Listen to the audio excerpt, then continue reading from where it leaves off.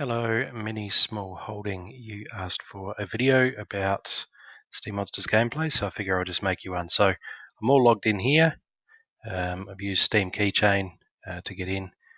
So we are going to go to, here's the tabs up along here, buy. I'm going to buy a pack. You can use different options here. I'm going to go crypto. I'm going to go Steam. Let's give it a second. Yes, pay with Steam Keychain. And yes, we're happy to confirm that. Bam. Okay. Confirming. Just close that down. So here we have one booster pack. Now I'm going to send that as a gift to Mini Small Holding. Go send. So these are sort of, I guess, standard currencies in the standard currency in the Steam Monster world because it's, they're worth $2 US. So when I was opening before, when you saw Evelyn and Fletch were all opening, that was here in the open tab. If we come over here, we've got the market tab. This will show us lowest and highest price. Somebody silly's put $100,000 on all of these as the maximum price. So 6 cents to $11. Click on them and there's more information there. So buying, so we got the different editions. The alpha cards were the very first ones. Then the beta set, the promo rewards, they were Kickstarters. And then these rewards cards come with gameplay now when you do your daily rewards. I haven't even seen this guy, Skeletal Warrior. You must have arrived since I last slept. Collection. So we can have a look at my personal collection here. So these are the cards that I have and the number of them. So some of these need to be combined. C Genie's level 7. If I click on him to say, let's combine some stuff, I can see what he does at different levels. So he's level 7 now. I can see at level 8, he gets one more magic damage. So that 2 changes to a 3, and he hits a little bit heavier. So to get to level 8, from currently level 7 to get to level 8, we're going to need 67 cards. We only have an extra 21 cards there to combine. So I'm going to wait until he's got some more there before I combine him up to get to level 8. As to battle, let's go to battle. We'll have a look here. I'm in gold 1 currently. Normally I'm a bit higher than that, but they just started a new season. So it's 15 days, 21 hours to go. At the end of the season, I'll get 30 cards, and I can see what sort of stats and levels I'm at. So you get a daily quest. I've completed my quest. The next one's available in 9 hours. I will say you need to win 5 times with the green team, for example. As you win, this bar fills up. When you get to the end, you hit the claim treasure chest, and there's some rewards cards at the end there for you. So I'm going to go. We've got practice. I don't think anybody plays practice. Ranked means that the points that you win and lose. So my last one was a win, 2569, went up to 2581. So that was a win there against Phage 93. You can actually see the details here. Battle details is what teams we pulled in. What teams each of us pulled in. I can see a replay, and here I can grab a clickable link that will take a viewer to actually watch the battle itself. And that's really interesting. It's embedded with my affiliate link.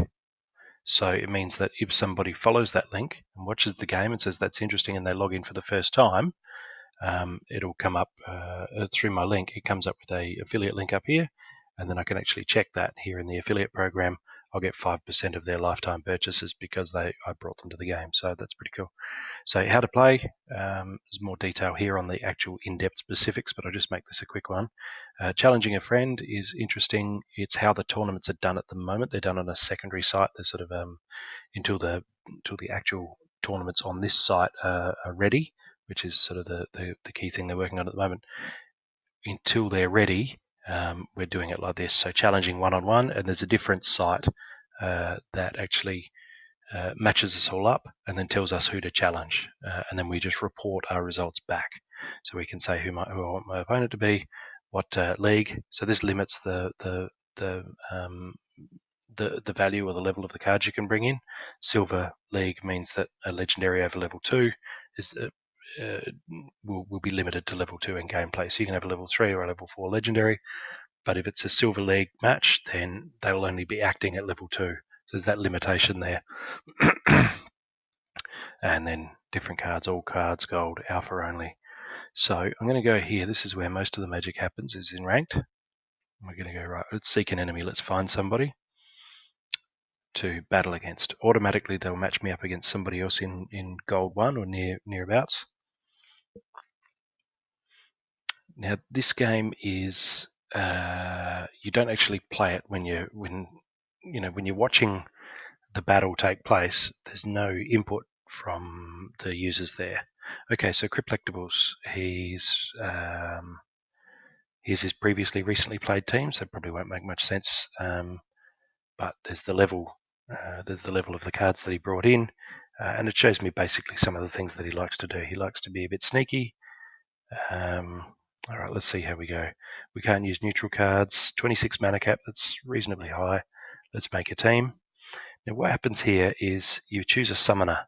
Now these are specific cards that don't battle, but they bring the other cards in, and their level will decide the maximum level that other cards can come in.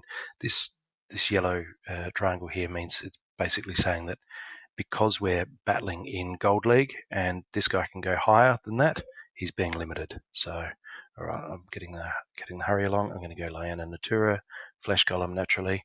So once I clicked on her, now the green team becomes available, and it's automatically selected my available options for me. So, got to put a healer behind him, Earth Elemental. Do I have, yes, Spirit of the Forest, and then just another 3. I'll put a Goblin Sorcerer there. And I'll just put him here. I'll swap them around. She's very good at dodging, so if he does have a sneak, if he works a sneak, she should be able to dodge him unless he's particularly fast. So the Stone Splitter Orc here has a 4 speed. The higher your speed, the sooner you go each round. So we get the sound here. It might be a little bit loud. Turn the sound off and zoom out a little. Okay, so this is my front card. This is his front card. We're going to, these guys battle each other, and these guys in the back here fire in. A ranged card, if they get to front position, they can't fire from there, they just sit there. So that's something to be generally pretty avoided. So these cards all have different abilities, Divine Shield and the like. We have a look here. So we look at, what's this, Protect. This is this will apply to all of her cards. Now, it's important to note I don't actually play now. The game's already taken place. This is just watching the replay. So it's fun, and obviously you're going to hope that you've won, but I could just quit out and see whether I won or not at this point. So this is just a replay of it. Anybody who follows one of my links, that link that I pointed to before, can watch this as if it's live. They can fast forward, skip straight to the results. I like to watch the game play out, but yeah, so this guy has Sneak. You can see that, but that's that little logo there is Sneak, and he's doing magic. I'm pretty sure he's the only magic sneak in the game. So he hits the last card on the opposing team, and magic can't be dodged. So he doesn't have heal. He has lots of speed and dodge. If I had a sneak card like this guy that does melee damage, like he's just done there, this would be a good counter to that. But because I've got the Goblin Sorcerer and he does magic damage, this air elemental can't dodge it, and he doesn't heal himself, and you'll notice it's magic damage, it bypasses his armor. So he's probably not going to be too happy to see a Goblin Sorcerer there. I've got my Flesh Golem here is actually being healed up by himself. This is heal. And this Wood Nymph here, she's doing tank heal, which heals up the card in first position, as well as the Spirit of the Forest is also doing tank heal. So this is a triple heal team. He's healing, she's healing him, she's healing him. And it means that as the game progresses, unless they're working my back row somehow, they're going to have a bad time, because trying to hack through this guy when he's being healed up by 3 separate cards constantly is a very difficult proposition. This guy has shield, which means that reduces the amount of damage that he takes from melee and ranged. I've only got 30 seconds left in this recording, silly free software, so I'm going to speed this up a little bit. There we go. And obviously every time they lose a card, they lose the benefits coming from that card. Things like Protect here. If they lose this card here, then they've missed out on that. And that's it for the recording. All right, skip to results, I win. Yay, bye.